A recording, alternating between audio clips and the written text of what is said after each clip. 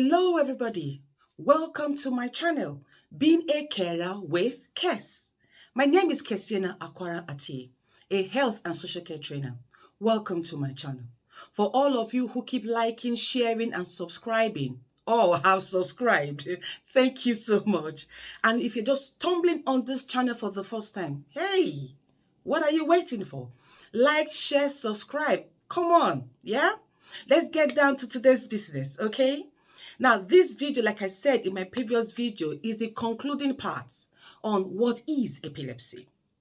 And in this video, I'll be sharing with you how to handle an epileptic seizure and the possible treatments out there. Now we have successfully busted the myth that epilepsy is contagious. Now you know it is not contagious. So when you see somebody either on the streets, in a friend's house, at a gathering, wherever, and they are having a tonic-clonic seizure where they fall and they jerk, please don't run away from them.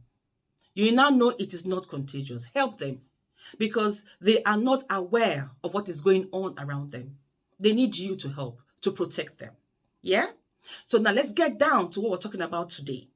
Today we're going to be talking about how to handle an epileptic seizure. Say, for instance, you go to a friend's house or you're in a party or something and somebody has a seizure, the tonic-clonic seizure, where they drop the slump rather and begin to jerk.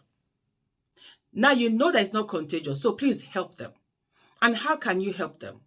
You can help them by making sure that they are safe. If there's anything around that could hurt them, you want to move it aside so they can have it freely. Yeah? If they have a tight clothing on, say for a collar or a tie, you want to loosen that. If they have a pair of glasses on, you want to take it off. Remember that the face and the brain are closely knitted. You don't want them to have life-changing injuries. Now, as much as possible, because they'll be jerking fast all over the place, you want to get something soft, either a cushion, or you could use a scarf, us in Africa, we have wrappers that we tie. You could take that off, wrap it up into a pillow and put it under their necks. Why? Because the more they jerk and move their heads like this, they could hurt their spinal cord, and you don't want that.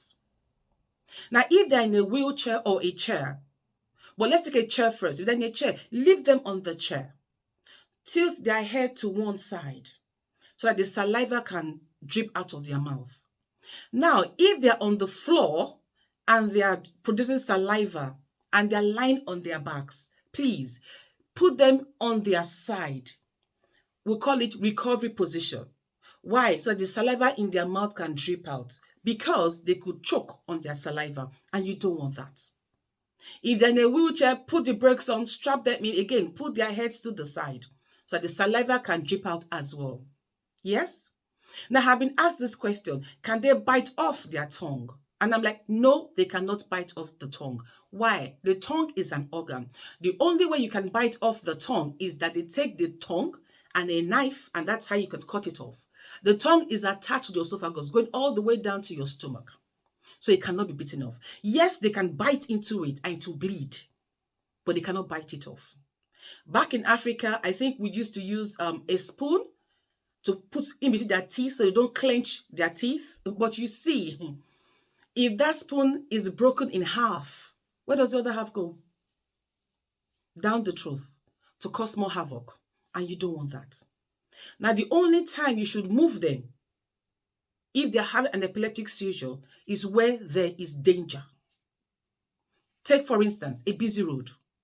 You got bikes and everything there. You don't want to leave them there. By a fire, by a deep pool of water, you don't want to do that. Anywhere where you've got dangerous, sharp objects, you don't allow them to have it freely there. You have to protect them, lovingly protect them. I hope this helps. Yeah? Now, what then are the possible treatments that we have out there that can be of help to anyone who has an epileptic seizure and is afraid of being stigmatized if they come out with it? Like I said before, you do not have to be ashamed. Nobody goes into the shop to buy it. It happens. Yeah? So what you want to do is see your GP. There are loads of treatments out there. You got the anti-epileptic drugs. There are around 26 anti-epileptic drugs out there. and they are known to put seizures under control, and they work for 70% of those who use them.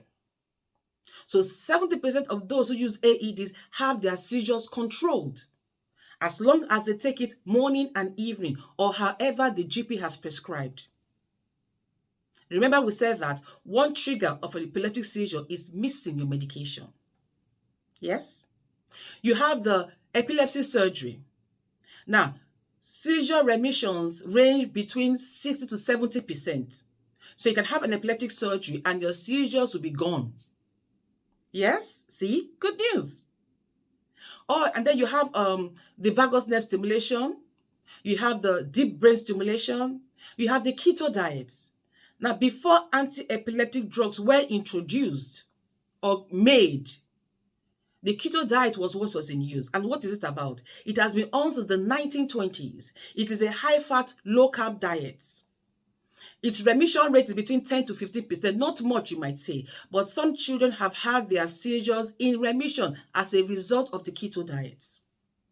You have the cannabis oil, where you squirt a little on your tongue and the person goes seizure-free for days, as long as they keep taking it every day.